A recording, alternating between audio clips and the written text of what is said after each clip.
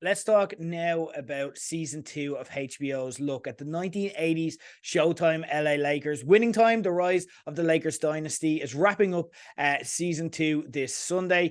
For what it's worth, at the time of recording, I haven't seen the finale yet, so it could have been amazing, changed the face of television as we know it, but I don't think so. I think we know what we're getting at the end of the second season. If you haven't been following along, the show tries to cover a lot of ground, such as John C. Reilly's Jerry Buss taking over the Lakers and turning them into a kind of entertainment machine that repositioned the NBA's status in the public eye. It's got Magic Johnson beginning to take the reins of the team from the aging legend Kareem Abdul-Jabbar, all while their hated rivalry with Larry Bird's Boston Celtics. And then you've got kind of the coaching situation of who's going to coach it, obviously leading to Pat Riley being, the kind of almost an Alex Ferguson style leader of a dynasty. It's created by Max Borenstein and Jim Hecht, and the project also has Adam McKay tagged on as an exec producer, having directed the pilot, and it has that kind of familiar look and feel of a McKay project. You've got moments where the show breaks the fourth wall to remind you that this actually happened, to the playful kind of throwback look and feel that allows us to luxuriate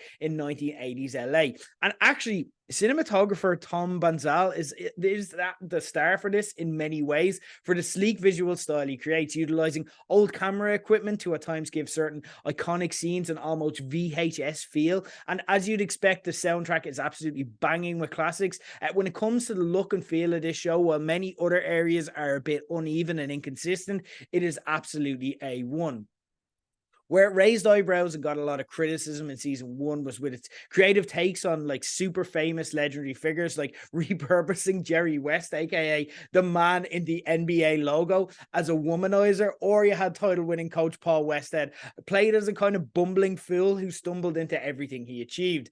That was a red line for those who followed this as it happened in the 80s, but that wasn't me, so I could get into the fun creative license used. What I found slightly egregious was the pacing and the scale of the story it's trying to tell, which the show just hasn't figured out yet. Season 1 spent so much time focusing on Buss recreating the Showtime Lakers that it barely has any time for actual basketball. And the basketball scenes, for what it's worth, are quite good and really, really well done. It doesn't come across as fake or cheap in a kind of dream team kind of way where they're repurposing real footage, but also like even in a Ted Lasso way where they're playing football, but they don't actually look like footballers. They look very much like actors playing footballers. The basketball here is legit and it's really, really entertaining.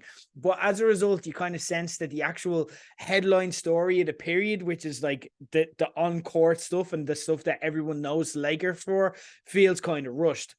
In season 2, we begin the season skipping ahead years to game 1 of the 1984 finals for a kind of prologue.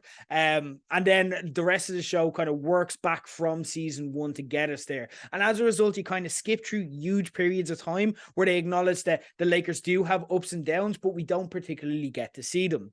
And that's a huge fundamental problem for me, because if the ups and downs of the LA Lakers as it becomes a dynasty is the kind of thing the show tells us is missable, what is the point of this show? It seems like it's just trying to fast forward the key moments that they want to get to in a way that makes us miss out on the growth and investment we have in the characters that'll make those moments actually matter. And again, they might turn around and say, well, yeah, but like these are really famous people, so you kind of know what happened and you know the moments, which again raises the question, if that's your defense, what's the point of this show if not to show that? If we know it all already and you're not going to bother showing us the ups and downs and get us into the character's mindset, then why does this show exist?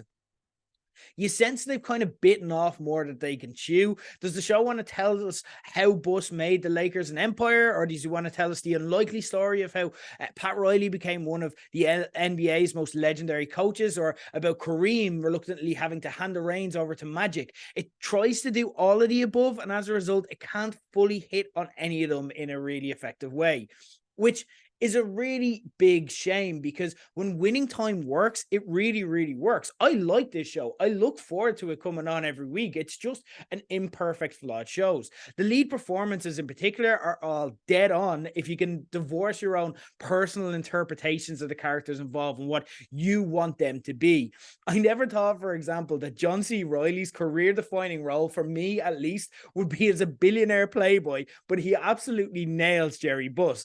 Adrian Brody Cody brings an interesting vulnerability you'd have never imagined to Pat Riley if you, like me, grew up with him when he was very much like a figurehead and a tentpole figure within the NBA. Jason Clark's Jerry West is a wild riot, no matter how much he upset the originator. And if I'm being honest, like I kind of like him more because of that.